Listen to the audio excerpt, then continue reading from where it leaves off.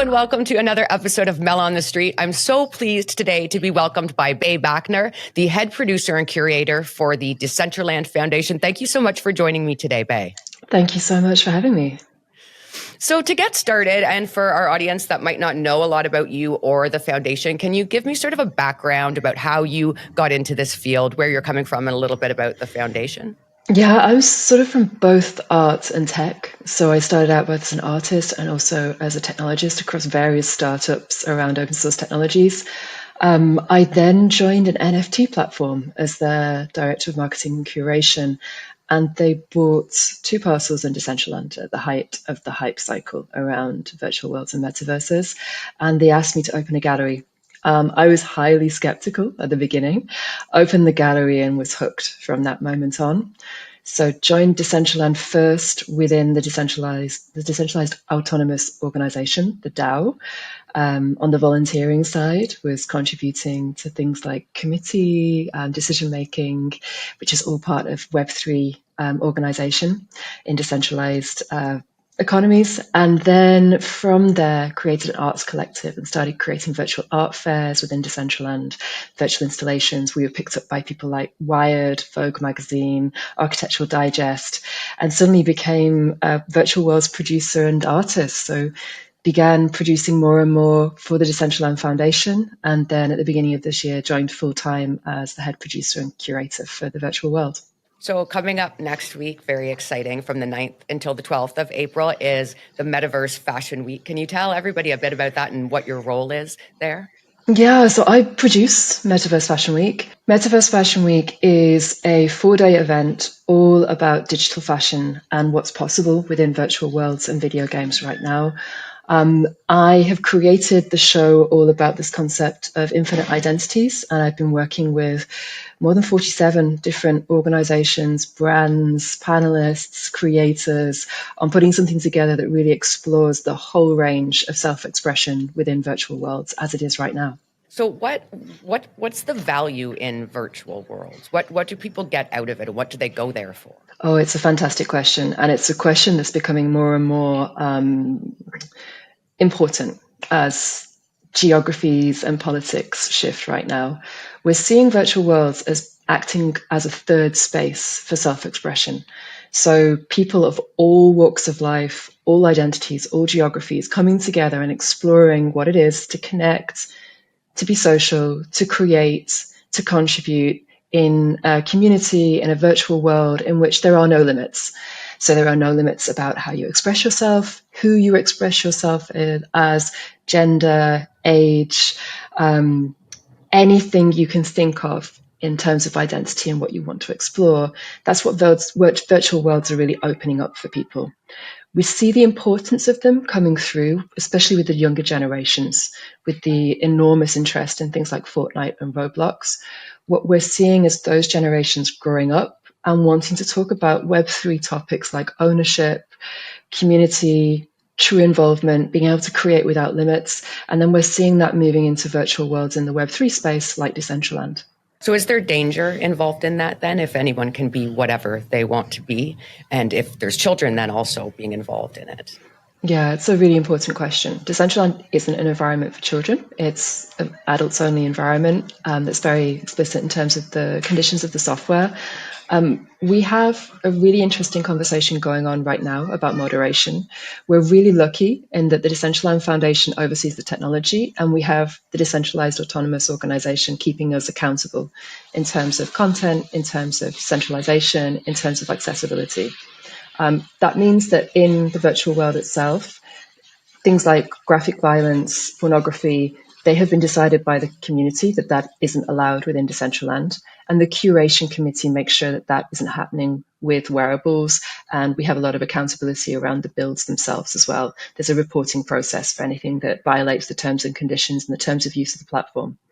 On a wider scale, in terms of individual contribution, discussion, things that can and can't be said within those environments, that's a really interesting topic right now. And that's been worked out in real time for virtual worlds.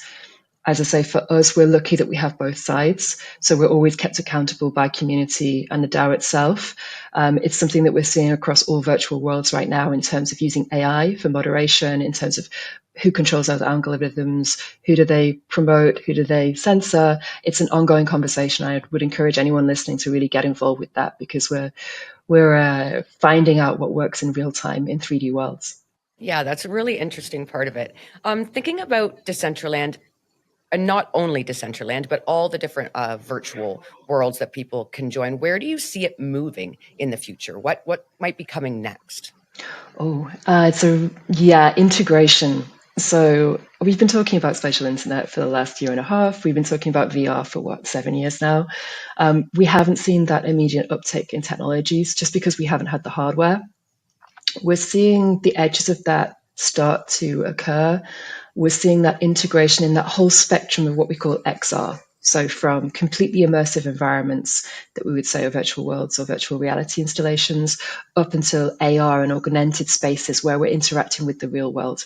So, worlds like Decentraland are part of that spectrum, and everyone's road mapping towards this real integration where we don't really think about this interplay between our physical and our digital lives. It just becomes one whole in which we're experiencing different things in different times, in different places, but that digital access becomes much more ubiquitous than what we have now.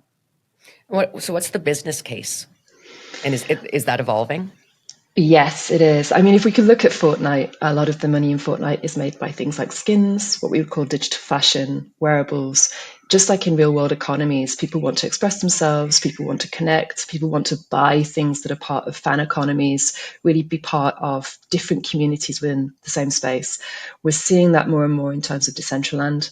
We're really lucky in that as a foundation, we give 97.5% of all revenue to the creators that are selling, that are creating wearables, that are uploading them to the marketplace. Those sales are really important to a lot of our creators. As a Web3 space as well, obviously land is a big part of people's engagement with the central land. So just like real world economies, we're seeing this diversification of how people express, work, create in virtual spaces. And from that, you have that emerging creative economy where digital native fashion brands are moving into virtual worlds to start creating wearables to promote what they do. We're seeing physical fashion brands doing that increasingly as well, especially for younger generations. And that interplay between gaming and fashion is going to be one of the growth industries that we're seeing coming forward over the next 2 to 5 years. So, in terms of what you're doing for the Fashion Week next week, producing the show, and there's three runway fashion shows. There's I think I six, read is six that in there's general. six, Yeah. six, and then there's a whole bunch of different rooms that are involved in it as well, right? What can you or what have you learned about producing this type of thing at the scale that you're producing it at? Oh my goodness. It's a lot of work. I think when we talk about digital environments, this is very much emerging technology, and how we produce events in this space is a real emerging industry.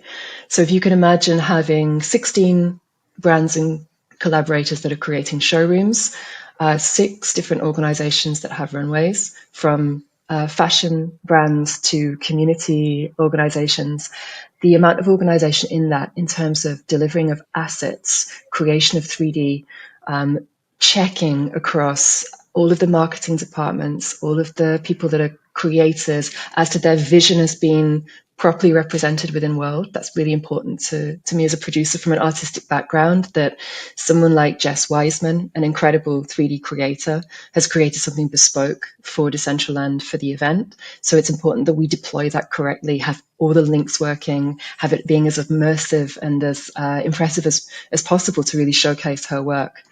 In terms of the runways, we've got a light show, we've got video screens, we've got the wearables, we've got the models, we've got, the music, everything that would go into a 3D physical catwalk has to be created in real time in a virtual space. So it's an enormous amount of work. We manage it through multiple spreadsheets and upload forms and just a lot of behind the scenes work that looks like I'm an accountant rather than a producer, and dealing with a lot of very, very creative, amazing coders, builders, designers, 3D specialists. The team is completely distributed from Indonesia to San Diego. It's a big, big project. So I wanted to ask you about one of the runway shows that you're producing, and it's from or by students globally, all over the world. Can you tell me a bit about that particular show? It's a really interesting one. It came out of this idea of infinite identities, and we were monitoring the discussions that we're having across socials by younger people, especially those studying fashion design, coming across this sense that in physical spaces, that opportunity to really talk about diverse identity, to talk about human stories, to talk about things that are important in terms of activism, protest, the way that they're engaging with the world. There was a feeling that those spaces were closing down. So, as a producer and with the backing of the Decentraland Foundation, we came up with this idea that we would open a $10,000 prize to students to create something in virtual fashion that really talks about those issues: identity, self expression, censorship, human stories that go against this sense of the world closing. So, really positioning Decentraland as a third space for self expression. From that, we had entries from all over the world, all students or emerging fashion designers.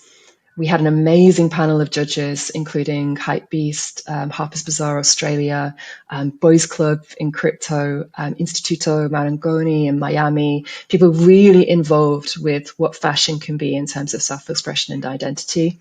From that, 3 winners have been chosen.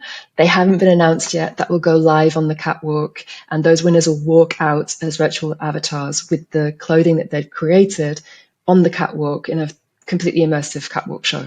It sounds incredible. I wanted to also ask you about, like, just talking about self expression and identity. There's a crossover between fashion and music. How does that come into play during the Fashion Week? Exceptional question. Yes. I teach. So I teach on the global entertainment and music business path at Berkeley, one of the biggest music colleges in the world. It's something that my students as musicians and labels are really interested in. The crossover hasn't been fully explored. We're seeing it in terms of this integration within immersive experience. We have real interest in how soundscape, fashion, and immersive events can come together to create something that's beyond what we can do in physical spaces. This is only the third Metaverse Fashion Week that has happened in Decentraland. It is being iterated on each time. But for example, all of our showrooms have immersive soundtracks that go with them. Some of them have pushed that further. So, for example, there's a Puerto Rican arts collective that have created a showroom exploring Boracua, let me get this right in terms of my accent, Boracua identity, which is Puerto Rican identity across the globe. And they have interviews in their showroom. They have soundscapes in terms of voiceover, which is explaining this cultural identity, linked with exploration in indigenous sites. So it can kind of come together and create something more than you would see in just presenting a fashion item. We can extend that into different realities using the soundscapes themselves. So, lastly, can you just wrap up by telling all the viewers how they can be involved in this, or how they can go to watch the Fashion Week next week? Absolutely, watch and participate. I think that's one of the big differences to touch upon here. So 9th to the 12th of April, you need to download Decentraland. It's software. So you go to decentraland.org, download it. For the full program, you can go to Metaverse Fashion Week site, which is mvfw.org, metaversefashionweek.org. On there, you'll find a whole range of immersive panel talks, the fashion runways, all the showrooms in the 2 zones, which is story self and augmented self. You can dive into World between the 9th and the 12th.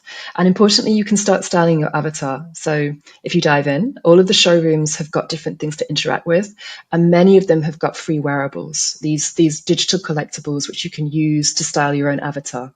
So even if you don't have a wardrobe yet, you can jump in and start experiencing for the first time digital fashion completely free. It's a completely open access event. All of the wearables are free. All of the events are free. The runways are free. And if you want to go further, many of the runways are interactive. So we have the brand runways, which are more like what you would expect from a catwalk runway as an audience we watch. Whereas our community runways, you can join in. So you can become a model, or you can join in on the catwalk and become one of the people participating in flash mob style catwalk takeovers. It's a whole range of things that you can be part of, and it should be easy, free, and accessible. You just need to download the software. It's so interesting. It's really been so fantastic to talk to you. Thank you so much for joining me today. Oh, you're very welcome. It's been a delight. Thank you so much.